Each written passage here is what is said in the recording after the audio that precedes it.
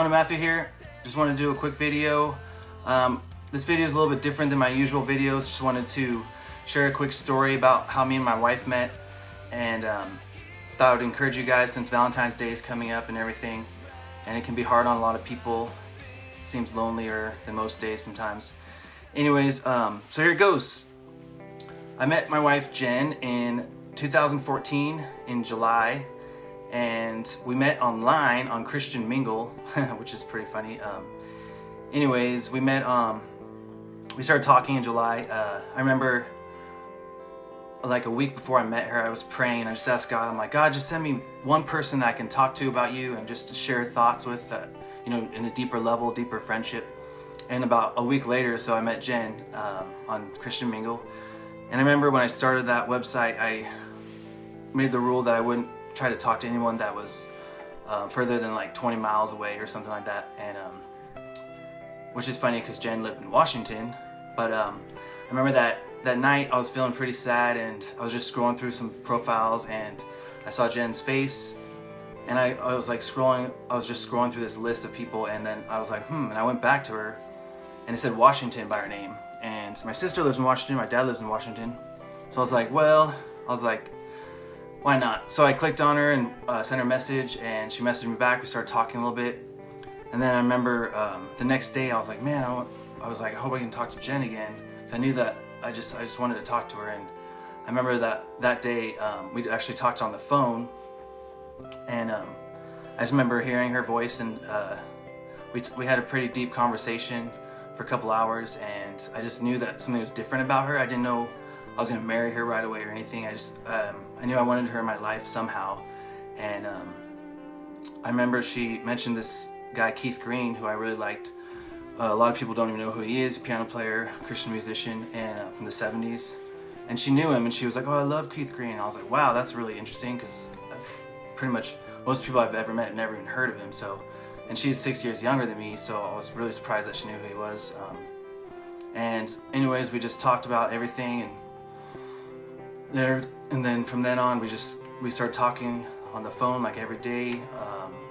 And we started Skyping and getting more serious. And I remember bringing up the idea of marriage, and she was like, you know, she wanted to get married. I think she said like 3 to 5 years or something. She wanted to finish school and do all that stuff, which is good. But for some reason, I just felt like, I don't know, I think we should, you know, I feel like we should get married sooner than that. And keep in mind, we haven't even met yet in person, so even that conversation is pretty crazy when you think about it. And I just felt like God leading me pursue that with her, and we would talk about it. And I think it was like a couple weeks later after I mentioned it, she's like, I think you're right, I think we should get married sooner. So anyways, we started planning it. We planned to meet in Portland, and we set up the date for we got married at a courthouse. So we set up the date for the courthouse, paid all the fees and all that, and flew down there. I was really nervous. I remember I was reading Ephesians 5 or something on the way down there, and I was like, man, this is, we just met 3 months ago, and I was feeling nervous, but I knew that God was with me. I just knew that His hand was upon us. And so anyways, we flew down there. I met her. She was wearing a white dress, and she looked really pretty, and I was like, wow, this is awesome. And then I remember I was driving around, and apparently I was really irritated because traffic. I didn't know where to go. Portland's pretty crazy, and we were in a kind of like a time crunch because I got there. We didn't have that much time for the ceremony. So anyways, we're driving around. I asked her what my first impression was, or her first impression of me was later, like, I think that was like a week ago. I asked her, and she's like, you seemed really impatient. So I thought that was funny. And I remember being really stressed out, you know, just just getting married, just everything, you know. Anyways, we found the place. We had a little bit of time before our ceremony, and so we were like, let's go sit in a cafe and talk and just hang out. And this is our first like date. And so we sat in a little cafe in Portland, and I remember we were like eating and just kind of like talking, and we're like, wow, this is really cool, this is crazy. And then like all of a sudden that song, that let it go, like came on, and we're just like looking at each other like, uh-oh, this is our song now. And it is our song now, which is kind of funny. And it's good advice, by the way, let it go, especially in marriage, because sometimes you have to let things go. And anyways, so we got married. I think he was like a Jewish lawyer or judge, and we did, a simple ceremony, just like a simple verse or whatever it was. Not verse. I guess the words that we say to each other. It's really like basic. With this ring I thee wed, those type of things. And we had 2 people there that we didn't know that were our witnesses. We paid for them to be there because, Jenn didn't tell her, she didn't really talk to her family at all. And I didn't tell anybody from my family because I didn't want them to try to stop me, because it's only been a few months that I met her, and I know they would have been like, don't do it, it's not smart, And so anyways, we got married.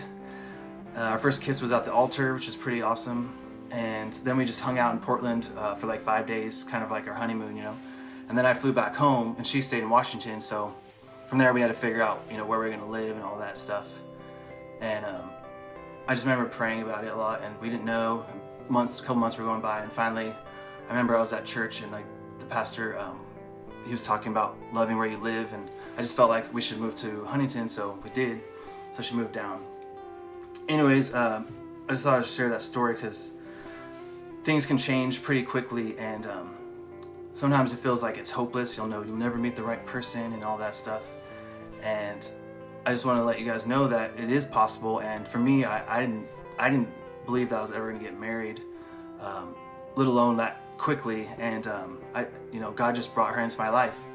And I always think back, like, man, if I just wasn't searching for someone's profile that night, I would have never met her. And it's just, God. I just know that God directed me to that. But and that being said, even if you do find the person that you feel like God has for you, or the right person, it doesn't mean that it's going to be easy. And I think some people mistakenly think that, if they marry the right person, that their marriage is going to be easy, it's going to be awesome. And it is awesome, but it's not easy. And, me and Jenn have been through a lot of hard things.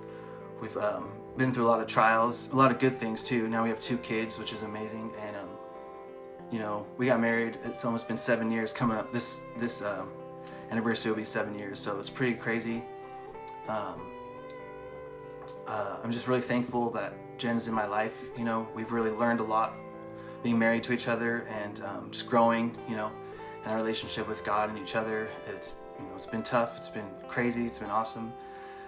And, when I got back after I got married, I of course heard it from everybody, what are you thinking? You're crazy, 3 months, and it is crazy. I'm not saying it's recommended way to go about things. Just for me, that's what happened, and that's what God had it. And I'm thankful that he had it that way, and it worked out. We're still working, obviously, on our marriage and our friendship and everything, but we love each other, and I'm glad that she's in my life. I know that she's the girl that God had for me, so I'm thankful for that. But I just want to encourage you guys, because Valentine's Day can be, for me, a lot of times is really sad, and just kind of made me feel like depressed, and just like everyone's happy but me, those kind of things, which isn't true. But God can change things overnight. You could meet somebody, and it's usually when you least expect it. That's what I find. It's like the time when you weren't expecting it to happen, and all of a sudden, bam, God just brings somebody into your life. So I just want to encourage you guys with that. Don't give up. There is somebody out there for you, and God has a plan for you no matter what, even if it's hard right now. And I know it is for a lot of people. It's hard for me sometimes too, and I'm just so thankful for my family and that God brought us together. But I just want to encourage you guys this Valentine's Day to not give up hope, to just continue walking the walk and continue doing what's right, and God will bring someone into your life at the right time, and it'll be awesome. Anyways, I just thought I would share that with you guys, and I just want to say Happy Valentine's Day to my wife. Happy Valentine's Day, and I love you, and I thank God for you. And I just wanted to encourage you guys today, because it was on my heart, and I just want to say God bless you guys, and thank you for listening. In Jesus' name.